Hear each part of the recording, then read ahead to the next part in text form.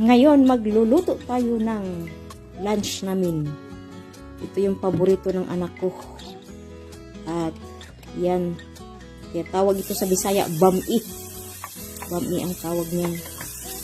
So, this is vegetables, bami, kasi walang mix na ano eh. Walang meat.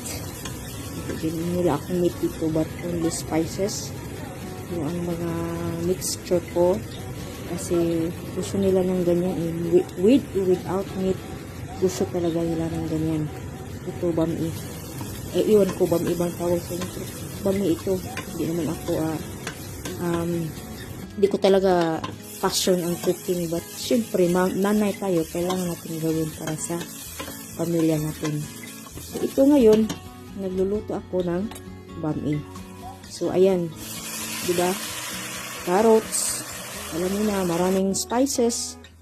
Different spices. Sea salt. Yung mga ano ko ilagay. Yan, cabbage. Kaya lang itong yung parang bihon is rice, siya eh, vermicell. So, iba siya na siya eh, na nadudugta. Hindi yung kagayang isang klaseng vermicell. Parang plastic siguro yun. Iwan ko ba? Ito, gumawa ako ng para sa mga noodles. Yung egg noodles. Ayan siya. Ito, diba ito nga klase? Iba yung nabili ng asawa ko. So, yan ang nalagay that is for 5 minutes. And ito namang yellow is for 4 minutes. So, ayan. Masarap yan, diba? So, ayaw mo paglaway diya. Sa Bisaya pa, ayaw mo paglaway. But, magbigay ito ng appetite sa inyo. Magugutom kayo.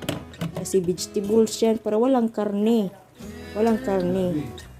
Pero later, I will have my galet.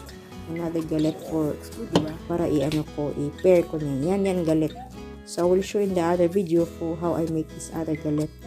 So, ito ngayon, ang lunch namin. Ayan siya. With sukang pinakurat, of course. Yan ang paborito ng mga anak ko. Ang sarap talaga yung pinasukang pinakurat. So, salamat sa panonood nyo. Bon appetit!